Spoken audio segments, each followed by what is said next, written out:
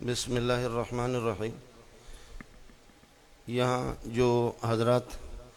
تاجر برادران تشریف فرما ہے، سرمایہ دار حضرات جن کو اللہ نے کچھ گنجائش دی ہے، ان سے میری گزارش ہوگی کہ مولوی کی بات میں اتنا پاور نہیں ہوتا جتنا آپ ہر ایک آدمی اپنے لین والے کو سنبھال سکتا ہے۔ اگر آپ کو کوئی جن والا تعویذ والا مولوی چاہیے تو میں حوالہ کروں گا، کوئی شیخ الحدیث، شیخ التفسیر، کوئی مناظر، کوئی مصنف، کوئی مؤلف، جس قسم کا مولوی آپ کو چاہیے میں مولوی آپ کو بتا دوں گا یہ مولوی ہے۔ مولوی مولوی کی بات پر اعتبار کرے گا اور تاجر تاجر کی بات پہ۔ اس وجہ سے حاجی عبدالرزاق دامت برکاتہم العالیہ اور ان کی جو ٹیم، ان کے ساتھ جتنا آپ تاجر برادری آپ تعاون کر سکتے ہیں، مولوی اتنا نہیں کر سکتا۔ ہم بھی اپنے ممبر و محراب پر یقیناً یہ سلسلہ چلائیں گے، پہلے بھی چلا چکے ہیں اور ترغیب دیتے رہیں گے۔ ہماری مولویوں کی ذمہ داری بھی یہی ہے، اور کیا ہے۔ باقی تاجر برادران سے گزارش ہے، پھر یہ بھی نہیں ہے کہ کوئی آدمی وہ خود ہی تعاون کرے۔ اگر خود تعاون نہیں کر سکتا، اس پوزیشن میں نہیں ہے، تو وہ دوسروں کو تیار کرے، اس کے لیے انشاءاللہ وہی ثواب اس کو ملے گا۔ اس کے علاوہ حاجی عبدالرزاق صاحب اور ان حضرات سے میری گزارش ہے کہ جہاں ہمارے پروگرام ہو اس کو عام رکھا جائے، یہ نہ کہا جائے کہ یہ مسلمانوں کے ساتھ، ملک ہمارا مملکت اسلامی خدا داد پاکستان ہے، ہماری ذمہ داری ہے، ہم اپنے مسلمانوں کے ساتھ تعاون کریں گے، وہ پہلے نمبر پہ، لیکن یہ ہے کہ اس کو عام رکھا جائے۔ اور تیسرے پارے میں تذکرہ ہے کہ صحابہ میں سے کچھ نے یہ سوچا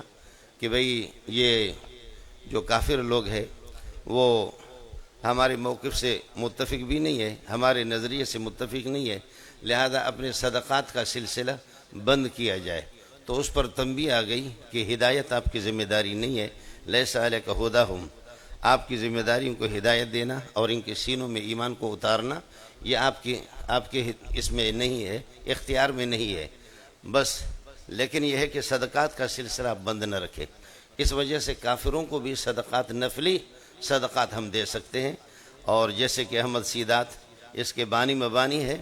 اور وہ حضرات ماشاءاللہ یہ ہے کہ میں نے دیکھا ہے، اصل مرکز پر بھی میں گیا ہوں، ہماری طرف سے یہی اعلان ہو کہ انسانیت کی خدمت ہے، اس میں کافروں کے بھی ہاتھ بٹائیں گے۔ بلکہ مولوی حضرات یہاں تشریف فرما ہے، کافر اگر آپ کی مسجد میں کافر اور مشرک پیسے دے دے، آپ چندہ مانگے نہیں اس سے، لیکن کافر اور مشرک اگر خود آپ کو پیسے دیتا ہے تو آپ لے لیں۔ اور مسجد حرام کعبۃ اللہ کی تعمیر بھی مشرکین مکہ نے کی ہے، اس کی پہلی جو تعمیر ہے وہ بھی مشرکین مکہ نے کی ہے۔ اب مسئلہ کافر ہمیں پیسے دے دے اور وہ ہمارے ساتھ تعاون کرے، اور ہم ادھر سے یہ تاثر دے دے کہ ہم مسلمانوں کے ساتھ تعاون کریں گے، اس کو عام رکھا جائے۔ کافروں کے ساتھ بھی ہمارے یہ ہے کہ تعاون ہو۔ پھر مسئلہ یہ ہے کہ ہمیں مسلمانوں کو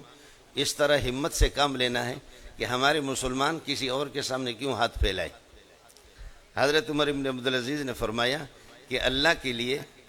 جیسے آپ کا خرچہ ہوتا ہے آپ چلائیں، اپنے مسلمان بھائیوں کے ساتھ تعاون کریں، لیکن اگر آپ کے خرچے سے کچھ گندم بچ جائے تو یہ جو ہمارے بارڈروں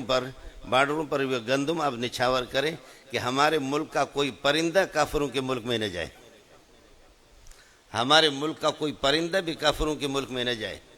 کہیں ہمیں وہ یہ تانا نہ دے کہ مسلمانوں کے پرندے آ رہے ہیں اور ان کو وہاں کچھ دانہ چگنے کے لیے ملتا نہیں ہے، اس وجہ سے ہمارے پاس آ رہے ہیں۔ تو اس وجہ سے یہ ہے کہ یہ سلسلہ جب ہوگا تو کافر اس کو دیکھ دیکھ کر کے پھر آپ کے پاس آئیں گے، وہ آپ کے پاس آئیں گے۔ اب مسئلہ لوگ دھڑا دھڑ دائرہ اسلام سے خارج بھی ہو رہے ہیں، ظاہر ہے کہ قانون یہی ہے، جو جس کا کھائے گا اسی کا گائے گا۔ رب العالمین، الحمدللہ رب العالمین فرمائے میں کھلا رہا ہوں اس لیے حمد بھی میری کرو۔ قانون بھی یہی ہے، جس کا کھائے اسی کا گائے، شروع ہی قرآن یہیں سے ہے۔ اس وجہ سے یہ ہے کہ ہم خود ہی جب اس طرف توجہ دیں گے، علماء سے بھی گزارش ہے، تو پھر لوگ دھڑا دھڑ قادیانی بن رہے ہیں، لوگ دھڑا دھڑ مرتد ہو رہے ہیں، اور اس طریقہ پر ان کو یہ غیر مسلم تعاون کر رہے ہیں، لیکن اپنے مذہب کے پرچار بھی کر رہے ہیں۔ باقی ویسے اجازت ہے کہ کوئی غیر مسلم تعاون کرے اور اپنے مذہب کے پرچار نہ کرے، اس سے تعاون آدمی لے لے۔ اس وجہ سے ہم بھی اپنے اس تعاون کو، اپنے صدقات کو جب عام کریں گے، عام انسانیت کی خدمت کے لیے، انشاءاللہ اس میں آپ کے رزق کے اندر برکت بھی ہوگی۔ حضرت ابراہیم علیہ السلام نے، کوئی آ گیا مشرک آپ کے پاس، اور آپ کو معلوم ہے کہ صدقات اور مہمان نوازی میں ابراہیم قرآن بار بار کہتا ہے کہ حل اتاک حدیث ضیف ابراہیم المکرمین، اور ابراہیم علیہ السلام کی اس مہمان نوازی اور اس خرچ کرنے میں حضرت ابراہیم کی اولاد میں سے 4000 انبیاء آئے، اور حضرت اقدس صلی اللہ علیہ وسلم بھی حضرت ابراہیمی کے اولاد میں سے۔ تو ایک مشرک آ گیا، علامہ سمرقندی نے یہ واقعہ لکھا ہے، حضرت ابراہیم کو پتا تھا یہ خدا کا دشمن ہے، یہ مشرک ہے، تو حضرت ابراہیم علیہ السلام نے فرمایا اس کو کھانا نہیں کھلانا ہے۔ وہ وہاں سے مایوس ہو کر کے چلا گیا، کھانا اس کو نہیں ملا، تو حضرت ابراہیم علیہ السلام کو وحی آ گئی کہ میں کتنے زمانے سے خدا اس کو کھلا رہا ہوں، گالیاں مجھے دے رہا ہے، مخالف میرا ہے، لیکن آج ایک ٹائم پہ آپ کے پاس آ گیا، آپ نے کھانا بند کر دیا۔ حضرت ابراہیم علیہ السلام دوڑے، معلوم تھا کس راستے سے چلے گئے، پیچھے جا جا کر کے دور سے آواز دے رہا ہے خدا کے لیے واپس آ جاؤ، خدا کے لیے واپس آ جاؤ۔ الحمدللہ رب العالمین والعاقبۃ للمتقین والصلاۃ والسلام علی سیدنا محمد یا حی یا قیوم برحمتک نستغیث۔ پروردگار ساتھیوں کی آمد کو اپنی بارگاہ میں قبول فرما دے، اور ان کے اس تعاون کو جو حضرات اس سلسلے میں تعاون کر رہے ہیں اور جو پریشان ہیں اس سلسلے میں، اللہ ان کے اس تعاون کو اپنی بارگاہ میں قبول فرمائے۔ انسانیت کی جو خدمت کر رہے، امت مسلمہ کی خدمت کر رہے، بیوگان کی خدمت کر رہے، یتیموں کی دستگیری فرما رہے، یتیموں کے ساتھ تعاون کر رہے، پروردگار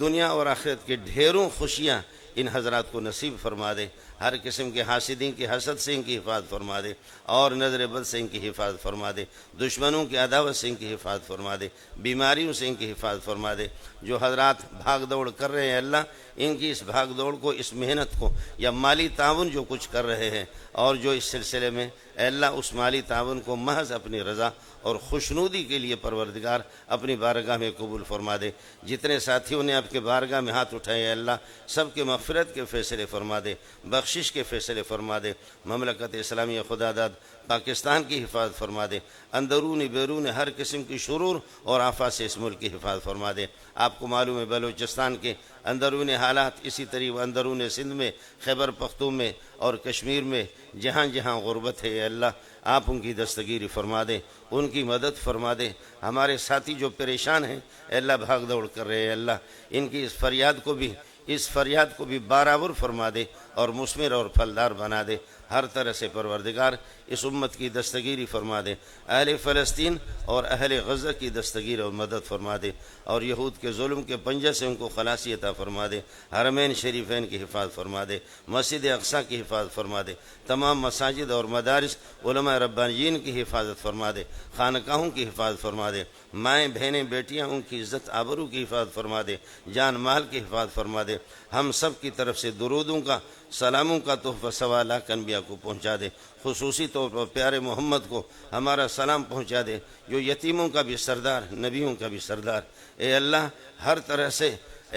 طرح سے ہمارے سلاموں کو پہنچا دے اور ہماری مدد فرما دے۔ اللہ ہمیں ان کے نقش قدم پر چلا دے، صحابہ کے نقش قدم پر چلا دے، تابعین تبع تابعین، غوث ابدال، کتب، شہداء، صالحین، مفسرین، محدثین، ان کی پاکیزہ ارواح کو ہم سے راضی کر دے، ہمیں ان کے نقش قدم پر چلا دے، رکھ لے اپنے مرضی کے مطابق چلا لے، اور اے اللہ ہماری عارضی زندگی پوری ہو جائے، ہمارا خاتمہ ایمان پر کر دے۔ حاجی عبدالرزاق دامت برکاتہ العالیہ، مولانا ادریس صاحب اور احمد سیدات صاحب، جو حضرات یہ تقریباً 25-30 ملکوں میں یہ الامہ جو کام کر رہا ہے، خدمت کر رہا ہے، اے اللہ ان کی اس خدمت میں برکت عطا فرما دے، ہر طرح سے پروردگار ان کو خوشیاں نصیب فرما دے، ان کی مدد فرما دے۔ سبحان ربک رب العزت عما یصفون وسلام علی المرسلین۔